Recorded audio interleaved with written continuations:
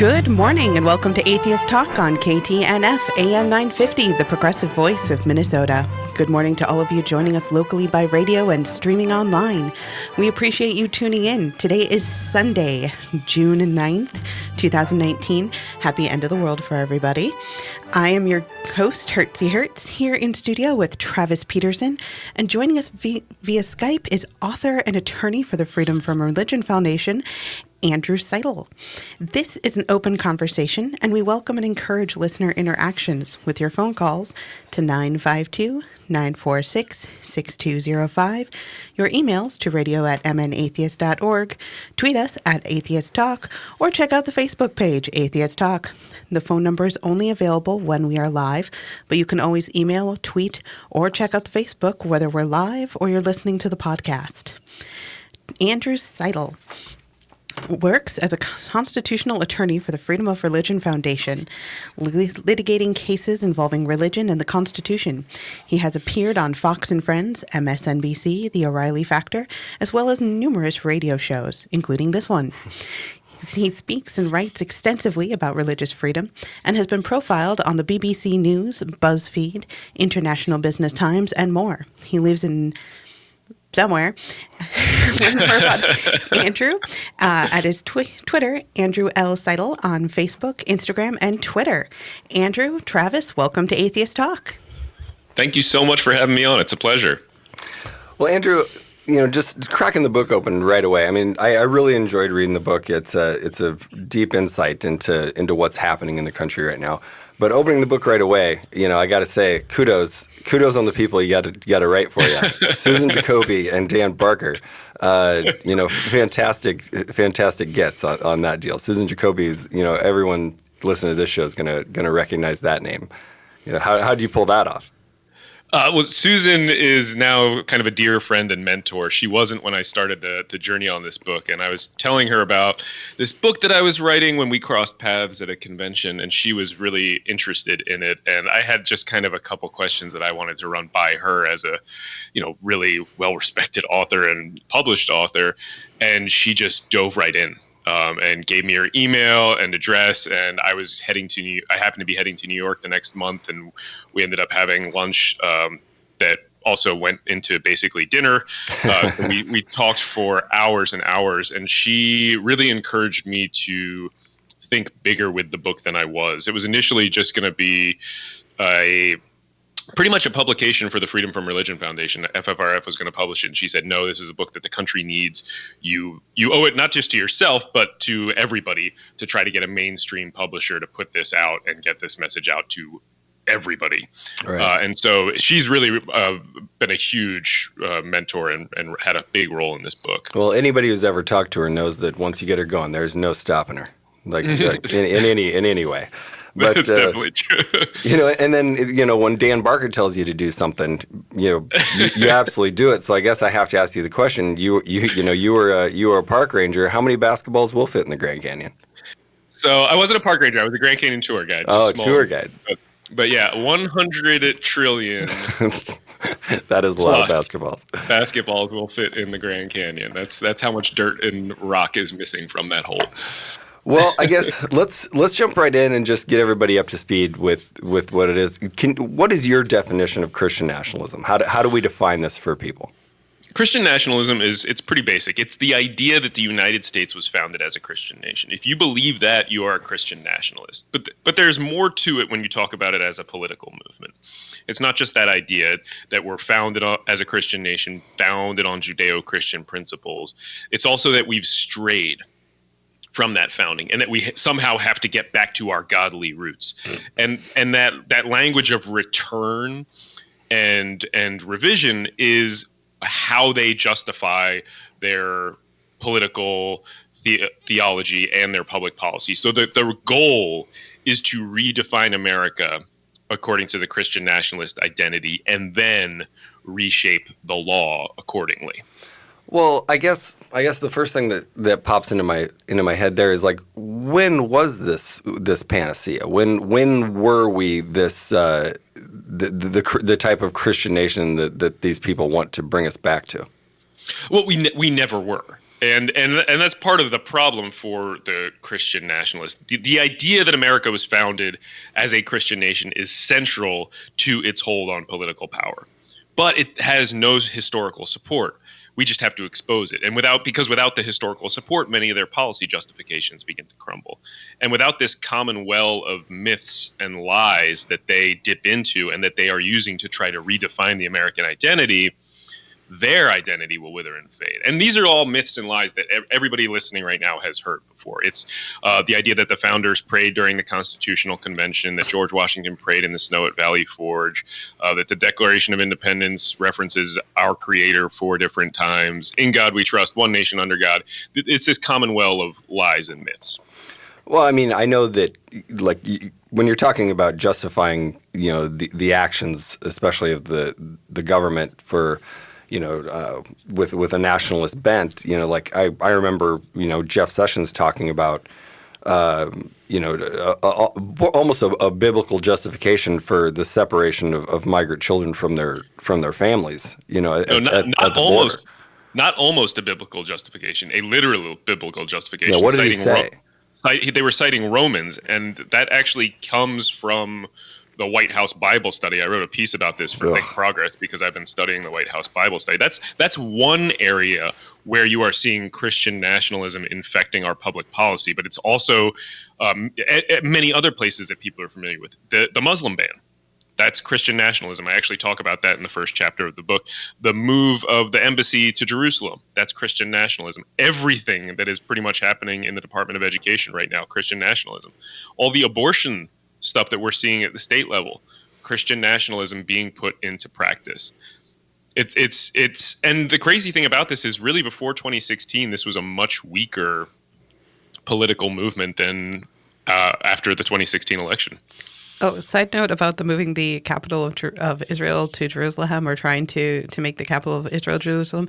That piece is quite possibly one of the ones that makes me laugh the hardest, because they're actually trying to bring forth the end of the world with that. Because one of the signs of the Christian apocalypse is that Jerusalem will be recognized as a capital. Yeah. Yep. Happy rapture, everybody. Remember, that's today. Again. Well, I guess then let's talk just a little bit quick about who are the prime movers in this who do you see as the prime movers in this movement of Christian nationalism in the United States? Well, I mean, obviously there's Donald Trump and Mike Pence, and Jeff Sessions was when he was in there, and Rick Perry. People, the names, and you've heard them spout this Christian nationalist rhetoric. We were founded on the Ten Commandments. We were founded on the Bible. But really, it's the everyday Americans that are the Christian nationalists that are driving this more. I mentioned the 2016 election. The number one indicator of a Trump voter in the 2016 election was not race. It wasn't religion, despite how much we hear about evangelicals supporting Trump. And it wasn't even political party. It wasn't being a Republican. It was, if you believe the United States was founded as a Christian nation, that was the best indicator that you were going to vote for Donald Trump. So he is president because of Christian nationalism. So to these people that are voting this way, this is beyond everything else, or maybe it's just all encompassing. This is the number one reason to vote for someone. Well, we don't know if it's driving the vote, but we know that of all the questions you could ask somebody coming out of a polling location, if you asked them, do you think America was founded as a Christian nation? That was the best indicator that they would have voted for Donald Trump. And it does serve as a proxy for all of these other issues that we were talking about, these issues that are that are important to conservative politics and important to conservative religion. There's this massive overlap. That is also why you see so many white evangelicals supporting Trump. So we don't know if it's motivating them, but I do know for a fact that their entire political and ideological reality is weak and vulnerable because it's based on all these historical distortions and lies that I've mentioned. And so that's actually the purpose of the founding myth. Is it has a simple but a lofty goal, and it's to utterly destroy the myths that underlie this un-American political ideology. That's what I set out to do. Well, why don't you pick a couple? Pick your favorite myths. What shocked you when you were looking into this? Well, and I got to say, there's not much shocking that you hear out of Christian nationalism. Everything. All the arguments are a few thousand years old, are they? No, I mean, no joke. They do not have any new arguments, and that's part of the reason that I also wanted to write the book, is because this is what makes the founding myth different. Previous books, they've offered gentle corrections to the Christian nationalists. This is what history tells us. This is what the founders actually meant. And here's what they actually said. That's a fake quote, you guys. Come on. But then those books have left it at that. The problem is that correction is not enough, right? Otherwise, Christian nationalism wouldn't have elected Donald Trump. So pointing out errors is insufficient. So this book does that, but then I take the next step. And this book goes on the offensive. The founding myth is an assault on the Christian nationalist identity. Not only are Christian nationalists wrong, but their beliefs and identity run counter to the ideals on which this nation was founded. They are un-American. And I think we need to be stating that pretty plainly. Yeah, I completely agree. We're not going to win anything back by standing aside and letting this continue. It's when you hear things like even things like just the prayer breakfast and the White House Bible study happening, you just know that these are the places that these things are fermenting, and working their way into the society. Absolutely. And you asked me for my favorite Christian nationalist myth, and there's so many to choose from. There's the prayer that goes back to the Constitutional Convention. Andrew? Yes. I hate to do this, but we're going to have to wait for your favorite until after the commercial break. This is a great cliffhanger. But please stay with Give me time to think about it, too. Yeah. Please stay with us through the break. We'll return to Atheist Talk with Travis Peterson and Andrew Seidel. Thank you. Hello, humans. This is me, Ellie Krug, with Ellie 2.0 Radio on Monday mornings from 7 to 8 a.m. This week, I'll talk about an idealist, Scott Warren, who the federal government has prosecuted for helping migrant humans that come to America via the Arizona desert. I'll also talk about another idealist, Elizabeth Brenner, whose family tragedy spurred her to activism to protect students studying abroad. Ellie 2.0 Radio, engaging and real on AM 950, the progressive voice of Minnesota. You're listening to AM 950, the progressive voice of Minnesota, the most informative source for progressive politics and news in the Twin Cities. Get involved online at am950radio.com, where you can sign up for our weekly newsletter, check out the local businesses that help make this content available, and stay up to date on the latest news and upcoming events. You can always reach us by email at comment@am950radio.com. That's comment@am950radio.com. Thanks for listening. Hi, I'm Matt McNeil, and I want to encourage you to join me weekday afternoons at 3 p.m. for The Matt McNeil Show. It's a Twin Cities-based full hour of talk where we discuss what's going on in the state and in the nation from a Minnesota perspective. We'll be joined by a lot of great guests, and we'll take your phone calls. Interact with us on the Twitter page, @Matt McNeil Show, the Facebook page, Progressive Citizen X, The Matt McNeil Show, and on email, comment@am950radio.com. The Matt McNeil Show, weekday afternoons at 3 right here on AM 950. Hi, my name is Mickey McCabe, and I'm the owner of Cucumbers Restaurant at 75th and France and Edina. If you've never been to Cucumbers, it's a buffet-style restaurant with a huge variety of salads, homemade soups, bakery items, and hot entrees that change daily and nightly, plus our always fresh fruit and delicious ice cream. We're open for lunch and dinner, but Sunday brunch is my favorite time at Cucumbers, with scrambled eggs, waffles, French toast, bacon, sausage, baked ham, chicken fajitas, brunch potatoes, warm gooey cinnamon rolls, and many other items to choose from. It's no wonder why Cucumbers has always been a popular Sunday destination. So whether you're looking to skip Mass, someplace to go after Mass, or just great food to maintain your Mass, Cucumbers is the answer to your prayers. Bring in your church bulletin or Minnesota Atheist newsletter and receive a $2 discount off the buffet price. Cucumbers, one heavenly buffet at 75th and France in Edina. Don't believe in God? Join the club. Humanists, atheists, and freethinkers have joined the American Humanist Association since 1941 to advocate for progressive values and equality for non-theists in America. Located in Washington, D.C., the American Humanist Association lobbies Congress on humanist issues, protects the rights of atheists in the courts, and supports more than 140 local chapters. Visit us at AmericanHumanist.org or find us on Facebook and Twitter to learn how you can join the club today. Welcome back to AM 950 KTNF, the progressive voice of Minnesota. You're tuned in to Atheist Talk. I'm your host, Hertzey Hertz. In studio with me is Travis Peterson, and via Skype is Andrew Seidel. Atheist... Whoop. Sam's waving.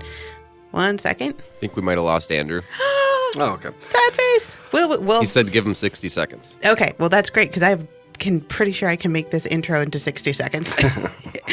If not, Atheist Talk is produced with funding from Minnesota Atheists and Cucumbers Restaurant in Edina, Minnesota. Please consider visiting our sponsors, and if you do, let them know you appreciate their support of Atheist Talk. If you'd like to advertise on the program and help keep us on the air, please contact us at radio@mnatheist.org. As for the here and now, if you'd like to get involved in the conversation with Travis and Andrew this morning, you can call us at 952-946-6205, email us at radio@mnatheist.org, or tweet us or check out the Facebook Atheist Talk. So it looks like Sam is just finishing up getting Andrew back on the line.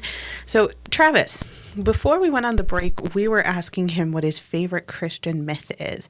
Do you have me? Because you've read the book, I'm guessing, right? Yep. Which is great because I haven't yet. I might steal your copy.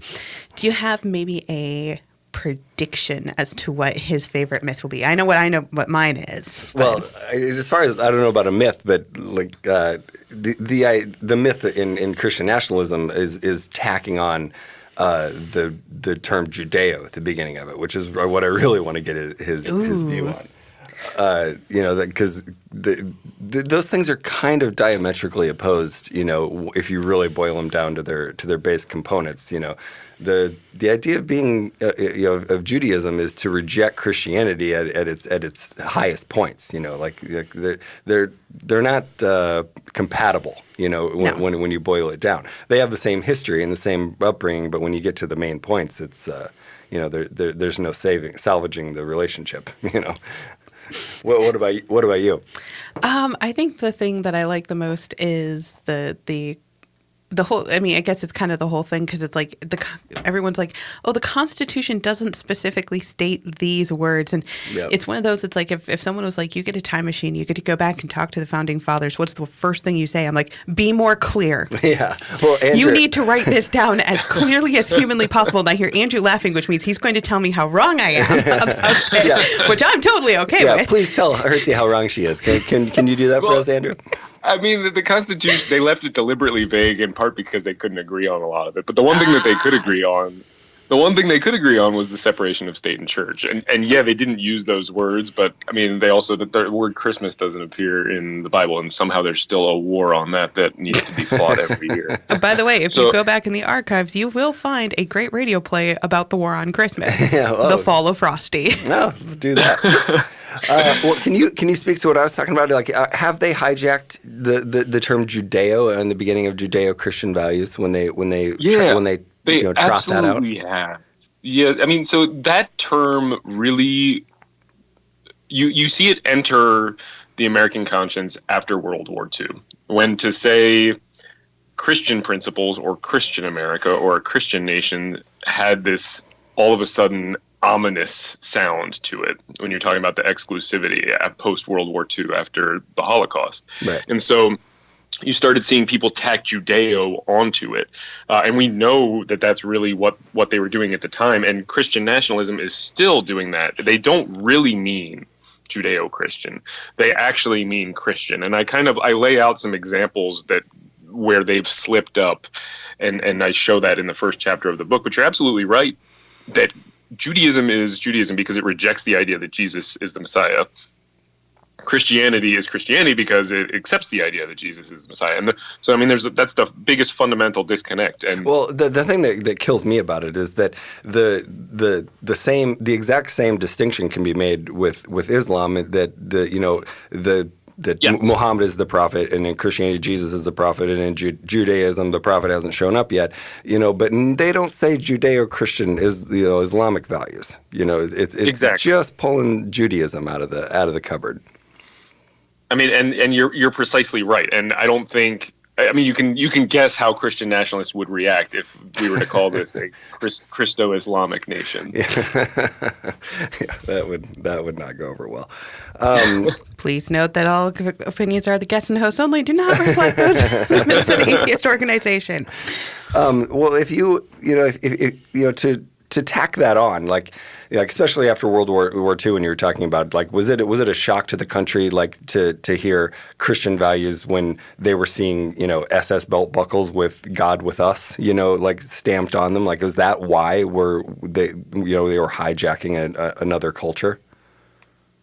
No, I mean, I think they were doing it because they realized that Christianity sounded so exclusive, and there is this element too of circling the wagons in light of godless communism, right? There's a quote in the book from Eisenhower where basically he's saying something along the lines of, I don't care what our country was based on some religion. I don't care what religion it was. It's got to be something. So, which is not true, and it's frustrating because one of our nation's greatest contributions to the world and to political science is the founding of a secular republic that went out of its way to separate state and church. The idea of keeping state and church separate was floating around in the ether of the Enlightenment, but it had never been put into practice before. It had never been tried. We were the first nation to do that. The wall of separation between state and church is an American invention, and it's something that every American ought to be proud of and willing to defend instead of denigrating and trying to bury under this wave of Christian nationalist myths and lies. Well, I mean, we did load up a bunch of boats and sailed here to get away from it. It seems antithetical to the idea of the founding to now be trying to go back to this great day when we lived under a theocracy. It's hard to square the circle of this, but here we are. And actually, that's one of my favorite myths that I talk about in the book is, we talk about the Pilgrims and the Puritans a lot and talk about how they came to this country seeking religious liberty, which is not quite true, right? They actually had religious liberty where they were. They didn't come from England. They fled England and then they went to Leiden in Holland, which was at the time one of the most tolerant countries on earth. They had the ability to exercise their religion freely, and because they did, they were losing a lot of their congregation. Right? People don't want to adhere to this strict, ridiculous religion when you're in this great, thriving metropolis and there's all these other fun things to do. So they fled Leiden. And by way of England, eventually ended up in the New World. And when they got there, they set up theocracies, these grim monocultures that enforced uniformity and their particular religion. And when the founders 150 years later were looking at how to build our country, they looked at the Puritans and Pilgrims and said, that is not what we want to do. It was an example of how not to build a government and a society and a country. And we've flipped that as a nation and sort of said that they came for religious liberty, which they didn't. They certainly were fleeing religious persecution, fine, but they were not coming to establish a democracy. They were coming to establish a theocracy. They just wanted it to be the right kind of religion. All right. Well, we will return right after the break. We'll return with Travis and Andrew Seidel. Please stay with us. This is New Beginnings, hosted by award-winning broadcaster and speaker Freddie Bell. Freddie, this generation of the baby boomers, people are living longer, so the baby boomers are taking care of elderly parents. Let's talk about your health, and specifically, let's talk about Medicare. Our show features the concerns of America's 78 million baby boomers in employment, finance, health and nutrition, and even entertainment. Catch New Beginnings with Freddie Bell, Saturdays at 11 on AM 950, the progressive voice of Minnesota. Connections Radio Show is all about tapping into our hardwired hunger to connect. We examine meaningful connections to ourselves, our community, and the world around us. By opening the door to innovative insights by a wide variety of interesting guests, we'll make the connections to something bigger than ourselves. Join me, Lori Fitz, your host of Connections Radio Show, and together we'll make the connections. Saturday mornings at 9 a.m. on AM 950, the progressive voice of Minnesota. I'm Candy Brothel, publisher of the Twin Cities edition of Natural Awakenings magazine and host of Green Tea Conversations, a news show for people who are on a journey to take responsibility for their health and play a more active role in their family's well-being. Join me every Sunday at 10 a.m. as I interview local experts who share the latest in natural holistic approaches in a fun and informative way. So grab a cup of tea and join the conversation as we awaken to natural health. Visit us at naturaltwincities.com.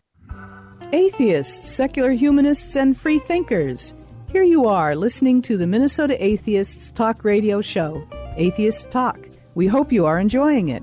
If having a frankly atheist perspective on the radio waves appeals to you, please consider making a contribution to our radio fund. Our contract came up for renewal, and we need your help if you want the program to stay on the air. That will make sure that you can continue to have opportunities to hear interesting speakers with non-religious perspectives, and you can call up and ask them questions too. Get the details on our website at minnesotaatheists.org, where you will find buttons to make it easy to make a secure donation through PayPal. Or, if you have a business and would like to reach an intelligent, progressive audience, please contact us through our website. That's minnesotaatheists.org. Or call us at 612-588-7031. If you are interested in us, we are interested in you. Don't believe in God? Join the club. Humanists, atheists, and freethinkers have joined the American Humanist Association since 1941 to advocate for progressive values and equality for non-theists in America. Located in Washington, D.C., the American Humanist Association lobbies Congress on humanist issues, protects the rights of atheists in the courts, and supports more than 140 local chapters. Visit us at AmericanHumanist.org or find us on Facebook and Twitter to learn how you can join the club today. With your AM 950 weather, I'm Sam Turnberg. Today is mostly cloudy, with a high near 73, while tonight's mostly cloudy with a low around 51. Tomorrow, sunny with a high near 76. Tuesday, cloudy with a high near 74. And Wednesday, partly sunny with a high near 67. The Eat Local Minnesota Restaurant of the Week is Burger Moe's. Located in downtown St. Paul, Burger Moe's is the perfect neighborhood gathering spot before or after XL Energy events. Come visit them at 242 West 7th Street in St. Paul, or more info at burgermoes.com. Thank you for tuning in to Atheist Talk on AM 950 KTNF. I'm your host, Hertzey, and we're having what I would classify as a fascinating conversation with Travis Peterson and Andrew Seidel. If you'd like to get involved in the conversation with Travis and Andrew, this morning you can call us at 952-946-6205, email us at radio@mnatheist.org, or tweet or Facebook us at Atheist Talk. Before we continue this conversation, there is some housekeeping I need to attend to. I'd like to note our dedicated group of volunteers and the generous donations of you, our listeners. You help keep Atheist Talk on the air and in podcast form. If you are able to help with the donation, please consider doing so at either our radio fund page or our Patreon, where you can get extended interviews at patreon.com/atheisttalk. Minnesota Atheist is a 501c3 tax-deductible organization. We couldn't do the show without you, and we deeply appreciate your support. Music for Atheist Talk is by composer and member Brent Michael Davis and is used with permission. Please note that all opinions are of the guest and host only and do not necessarily reflect the Minnesota Atheist organization. Now, let's get back with our conversation with Travis Peterson and Andrew Seidel. And actually, we have, Andrew, this doesn't happen very often, but we have a call. Oh, great. Let's do it. Yes, we have a call from Jim from Minneapolis. Jim, you're on Atheist Talk. Good morning. Got a couple of points. Oh. First one, Travis mentioned German soldiers that their belt buckle said God is with us. Mm-hmm. In German, that's Gott mit uns.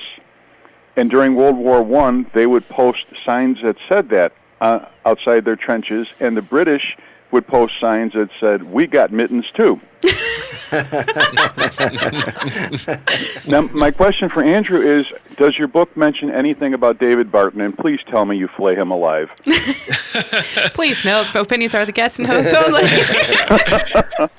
So for people who don't know David Barton is one of the more influential Christian nationalists out there. He is sort of the evil godfather of building these myths and lies that undergird the Christian nationalist identity. He is not a historian. He is not a pseudo-historian. He has I think it's a bachelor's from Oral Roberts, which is, the big praying hands in the middle of the country school, in religious education.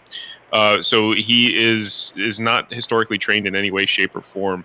And I rip apart all of the myths and lies that he has promoted, for sure. One thing I tried not to do in the book was focus too much on the individuals on the other side, other than in the first chapter, when I'm explaining who these Christian nationalists are. But when I actually get to talking about, for instance, did the Ten Commandments influence the founding of our nation? Or I'm going through the individual biblical principles that supposedly undergird the nation, or the idea that the three branches of government come from the Holy Trinity. I state their argument, and then I footnote and have 40 different people making that argument in the footnote, including David Barton. But I didn't want to spend my time ripping him to shreds. I care more about ripping his argument to shreds. That's the more important thing to do. And I didn't want to focus on the people. I wanted to focus on the ideas and tearing the ideas down. Because it's too easy then for them, the other side, to talk about it as an ad hominem and dismiss it. But when you're going after this central idea of their political theology, it's much harder for them to get away from it. Well, you know what? That's even better than what I had in mind. So, but as soon as the show's over, I'm heading to Barnes & Noble. Great. That's what I like to hear. Thank you. Thank you, Jim. We actually also have an email from Steve. Steve says, thank you for defining the Christian nationalists. It's morning. It is important to name the movement clearly. I'm amazed at how many who would not think themselves as a Christian nationalist but would still claim that we are a Christian nation founded on Christian principles, and the Ten Commandments are the base of our laws. These people may not be very religious but are gullible to that mythical narrative of the Christian nationalists. How do we counter this uneducated narrative? Yeah, I mean, and that's the purpose of this book. And first of all, Steve identified an important point there. We've got to actually call Christian nationalism by its name. There's a bunch of different names for this. You could call it dominionism, Seven Mountain dominionism, all these different things that you can call it. But when you use the phrase Christian nationalist, everybody knows instinctively what that is. They feel it in their gut, even if they don't get it. Word for word, the definition. They don't understand word for word the definition. And since the 2016 election, Americans are waking up to the very real threat Christian nationalism poses. If you did a survey before the election, most people had never heard of it. But 2 months ago, Morning Consult released a survey that said that 47% of the country now views Christian nationalism as a threat to America. And how do we fight back against this narrative is what I'm trying to do in the book. So the central thing that I asked in the book was, did Judeo-Christian principles positively influence the founding of the United States? And the answer is no, they did not. America was not founded on Judeo-Christian principles, and it's a good thing we weren't. Because Judeo-Christian principles, and especially those that are really fundamental to the Christian nationalism, they are thoroughly opposed to the principles on which the United States was built. The two systems differ and conflict to such a degree that, and I say this bluntly in the book, Christianity is un-American. And that's the argument that I make. That's the founding myth. It's also the truth, but it gives us better arguments because we are saying, look, it's not just that you're wrong on the facts. It's that what you are arguing is un-American. It's counter to the values on which our nation was founded. And it takes back what it is to be an American from the Christian nationalist. Well, I mean, to say that, it runs completely counter. Can you just let's nail down an example of that? Yeah, I mean, let's start with the Ten Commandments, since that was mentioned. I am the Lord your God; you shall have no other gods before me. That's the first commandment. I mean, you could not write a law that is more in conflict with our First Amendment, for instance. Right. You can have any god you want. You can have as many gods as you want. You can have no god, and you can go worship any of those gods that you want. That rule is antithetical to the First Amendment. It's antithetical to the freedom of religion and freedom from religion that we hold so dear in this country. And that's just the First Amendment. And you see it throughout the Ten Commandments. I mean, it goes on. It goes on from there, and each of the Ten Commandments, especially the first 5, really are un-American. You shall have no other gods before me. Have as many as you want. You shall not make of yourself an idol. I mean, that is a rule that if you read the whole thing, and it really is, and this is something I talk about in the book, important to read all of the commandments all the way through, because there's a lot of stuff in there that people don't realize, including, allowing slavery and punishing innocent children to the 3rd and 4th generation. Which is, in my mind, pretty un-American. So, it continues on throughout that. And it's not just in the Ten Commandments, but other biblical principles that are un-American. The idea of hell versus cruel and unusual punishment. The idea of vicarious redemption through human sacrifice, which is all Jesus' death is, compared to the personal responsibility on which our entire system of justice is built. Original sin versus the presumption of innocence. Everywhere you look, there is this fundamental conflict between the principles of Judeo-Christianity and American principles. I was going to say we might have, at least for this show, a history making. We have 2 calls. We're lucky. I'll be honest. We're incredibly lucky if we will get like 1. Not saying that we don't have listeners. We just don't have a lot of listeners who call in. So we have David from San Francisco. No, okay, I'm a native of Minnesota. I don't know if that's a Minnesotan city. But David, you have a question about the 10 Commandments. Welcome to Atheist Talk. Well, it's not so much a question, and by the way, I am out in California, San Francisco. I'm a big fan of Thomas Paine, and when you look at the Bill of Rights, compared to the Ten Commandments, excuse me, you realize that the Inquisition was a big part of how the American Bill of Rights were put together. For example, your right to a trial by jury was superseded by, in the Inquisition, you had no public trial.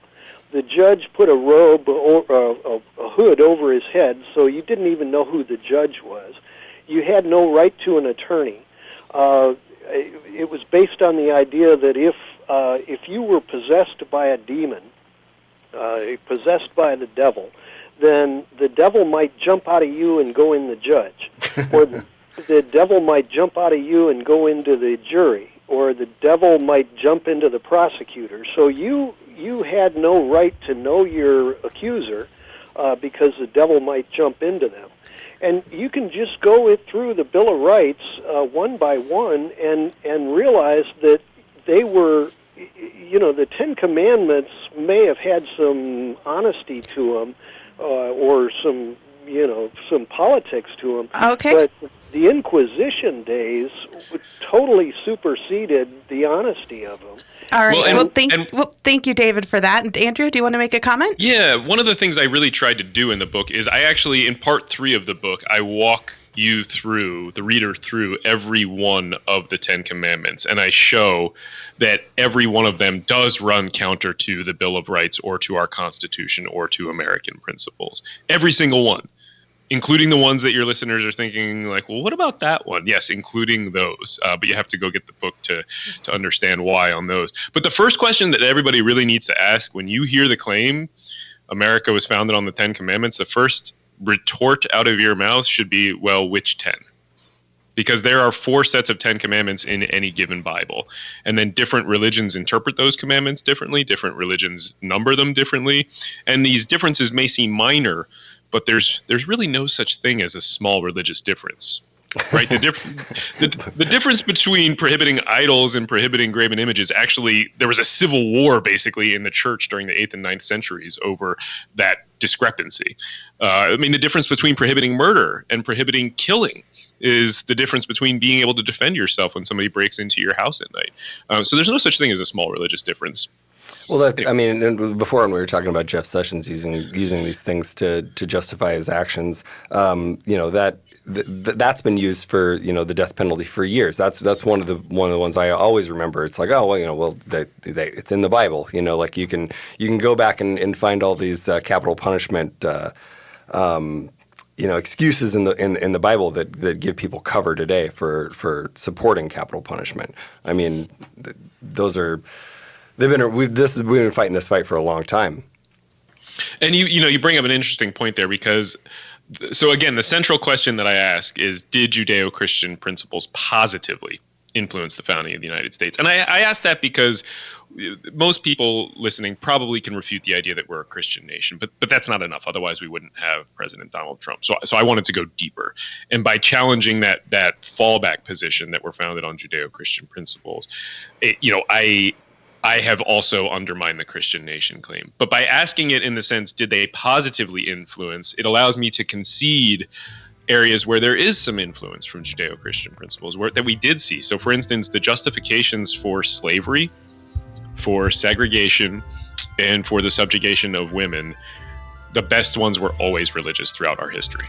Well, and there was influence. And we'll get right back to that after the break, where we'll return with Travis Peterson and Andrew Seidel.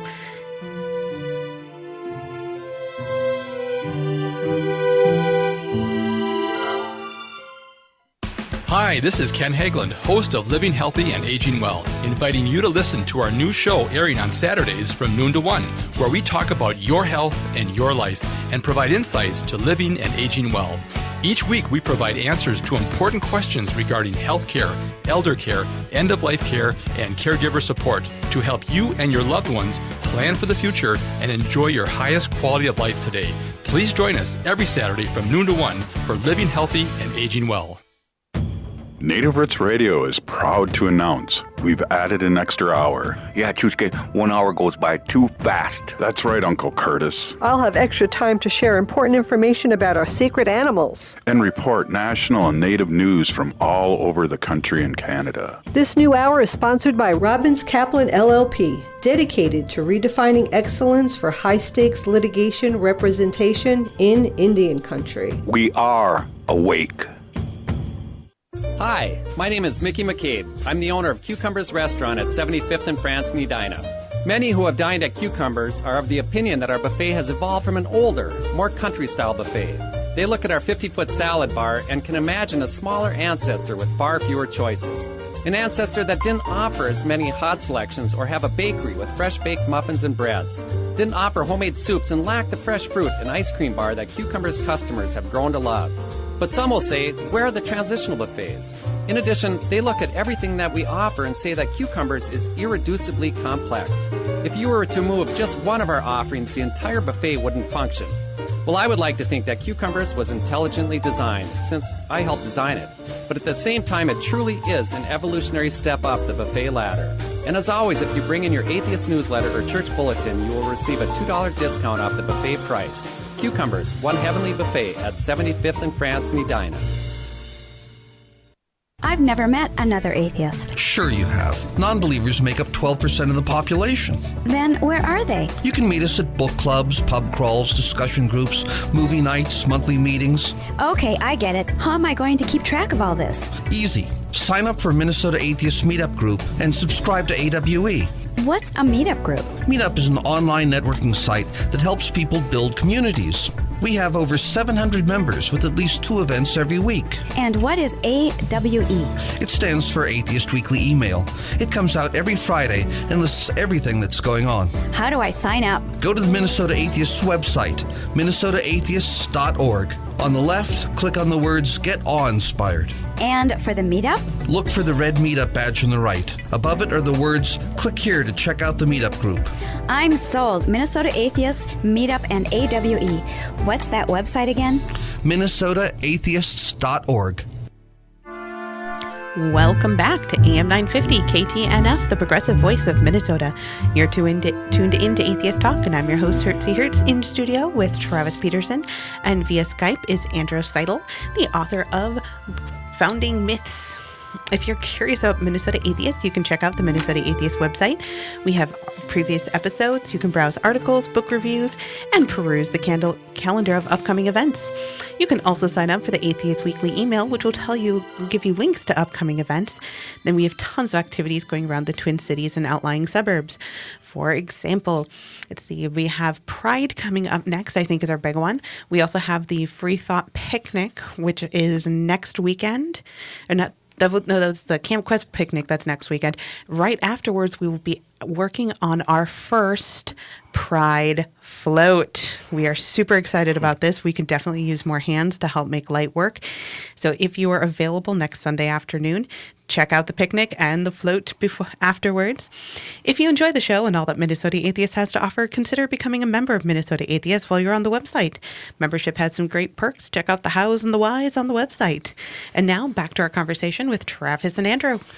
Well, Andrew, I couldn't get you on here and not pick your lawyery brain about the future. So what are the things that you are keeping your eye on? In the legal aspect, what do we need to be paying attention to?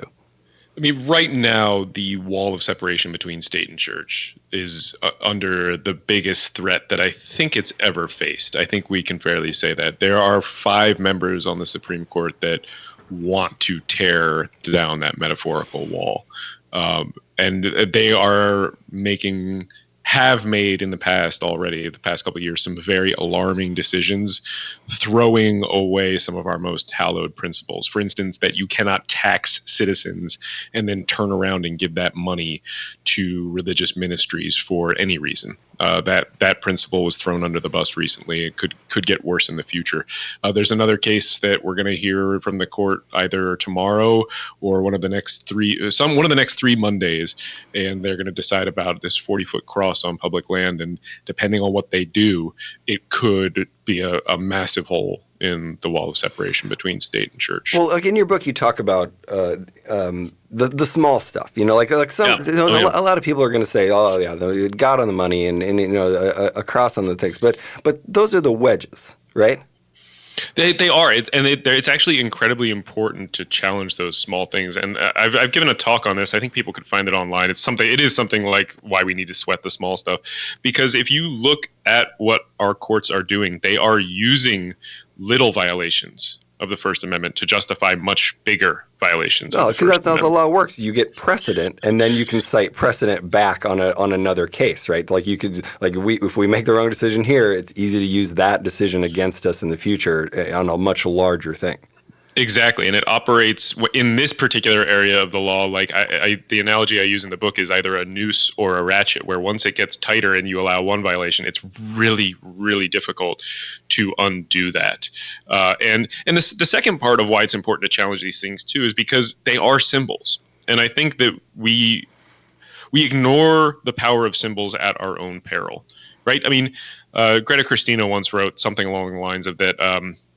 Segregated drinking fountains and lunch counters weren't the biggest problems facing the civil rights movement, but they were important because they are symbolic, and it allows you to go after the bigger issue. And what we are fighting for is a secular government. And there's no such thing as the freedom of religion without a government that is free from religion. So if we don't have a secular government, nobody has true religious liberty in this country. So everybody really ought to be joining the Freedom from Religion Foundation in this fight. It's a crucial fight, and it is just as much in jeopardy as the right to choose is.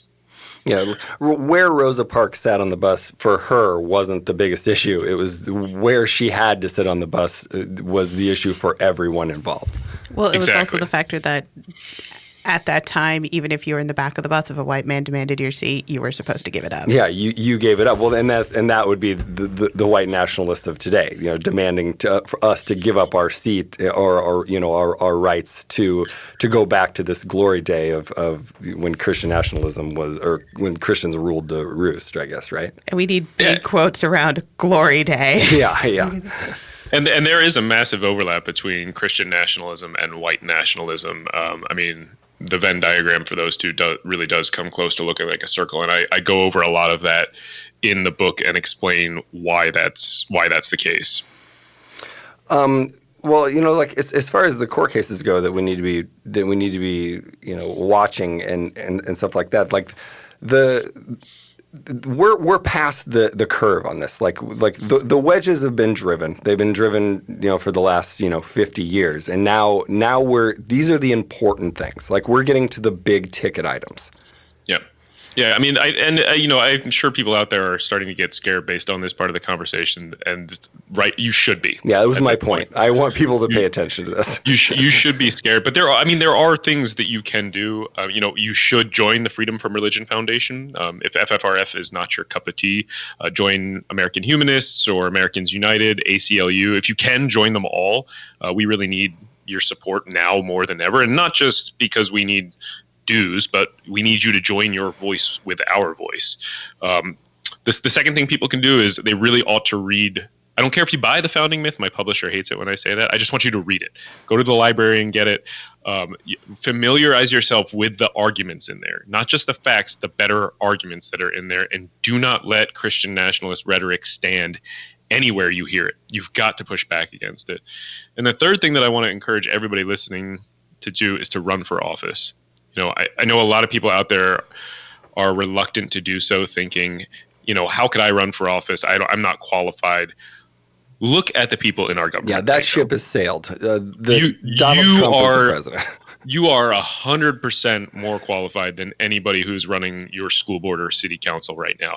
So go run for office as an open non-believer. And you may not win, but you'll pave the way for others. And I mean, this is one of the reasons that Christian nationalism has been so successful. They encouraged everybody to run for school boards and city councils a long time ago. And now that they have these politicians that are experienced that are running for higher and higher and higher offices. And now they've captured the highest offices in the land. I was going to say, I'm not going to say I'm speaking for all of the millennials, but I know for many of us, myself included, it's like I've looked at it and I'm like, I don't know if I could afford to, because first you have to get this money to run, and then you have to, and I know that, when you hit national senators and such, you're going to get a decent salary, but on the state legislative level, I'm like, a lot of people who do that, they have, boards. Don't start at the top though. Don't start at the start local. And city? there are a million reasons not to run, but you only need one good reason to run. And I would really encourage everybody to think about doing that. It is. Oh, Andrew? We might have lost him. We dropped him a few times earlier. Okay. Well, I think, to finish off his point, about running for office, even if you can't afford to do it, you can find somebody who you can get behind and support those people. Getting in at the grassroots on this is extremely important to stem the tide of what's happening. And there actually is an organization that is out there to help. I'm back. Oh, you're back. Yay. Sorry. Well, sorry. And we have 15 seconds, so I do apologize. It was a lot of fun. Thank you. Thank you very much. For those of you who are thinking about running, do so. If you're in Minnesota, let Minnesota Atheists know. We cannot technically support someone who's running because we are 501c3. However, we can at least, know you're there. Have a great day.